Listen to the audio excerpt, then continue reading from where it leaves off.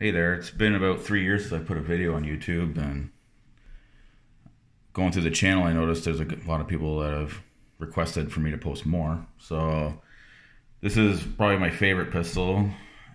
I think it's the most underrated pistol you can get. You know, people seem to be after Glocks and I don't know, any other striker fired stuff. You got the H&Ks and the Walthers. They got good striker fired ones, but for the price, like these guys are about $500. There's lots of inventory. I'm really surprised that these aren't more popular. This is the Smith&Wesson M&P M2.0. It's not a lot different than the first generation one. I'd say the most notable differences with these is the trigger and the grips. I think this is different too, these serrations in the front. My first one I don't think had that. And I'm pretty sure that, yeah, the rail's the same. Everything's pretty much the same. This grip is way more aggressive than the other one. It's a lot, it feels like Velcro in your hand. It's not too aggressive. I had the Clock 22 RFT frame, and you know, after you shoot that for a day, you would have marks in your hands from the grip. This one's, I think, the best balance. This one comes with the 4 straps. You can take them off just like that as the pin comes out. I like that. The first gen one I had, I bought it used. It didn't have the other straps,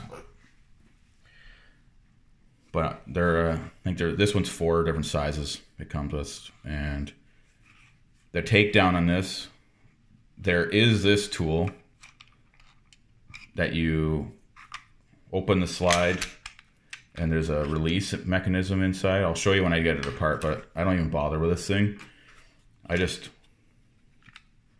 flip that lever down and then just pull the trigger and it slides off. The mechanism is right here.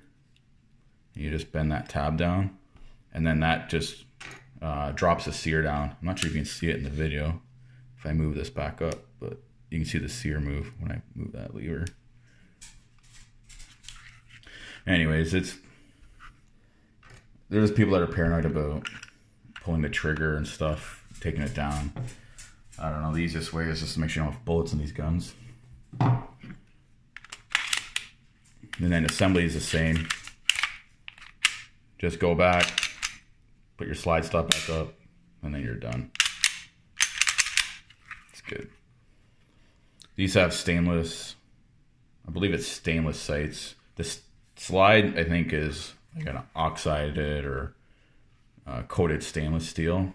And I've never ever had issues with these. Like, I had a Glock, and I reload too, and I was told you aren't supposed to run reloads through a Glock, but I didn't really have any issues with that. But I've also never had issues with this gun. This gun,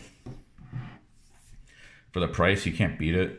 You know, H&Ks and Walthers are around $1,000 sometimes, and this thing with this newer trigger, I do prefer the trigger on the second gen. The first one was really mushy. This one's, it's a good balance, I think, between the weight and the break. I definitely do prefer it. What else about this gun? Yeah, it feels good in the hand. It almost feels as good as a CZ. CZ's probably, or hands down, I don't know, the most comfortable to hold, but they're a bit heavier. They're always a steel frame gun. I like how these got beefy extractors. I don't know, these just feel like to me, a more well-built than a Glock. One thing I noticed on Glocks is the way this plastic's formed. On every Glock, there's always a warp in the plastic up to the slide, and you know, it's nice and straight. The lines are a lot cleaner. It's definitely nice to shoot, nice to hold in the hand.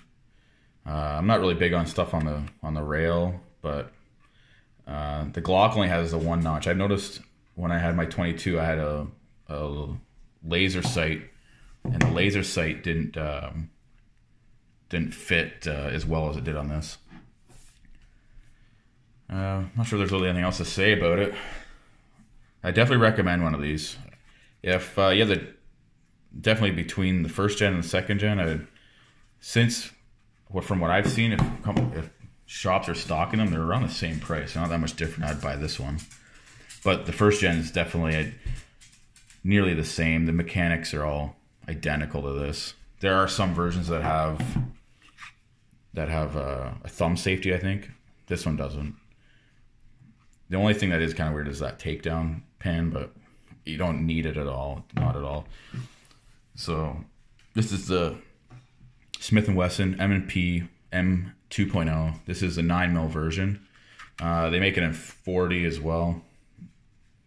But when they came out, this is the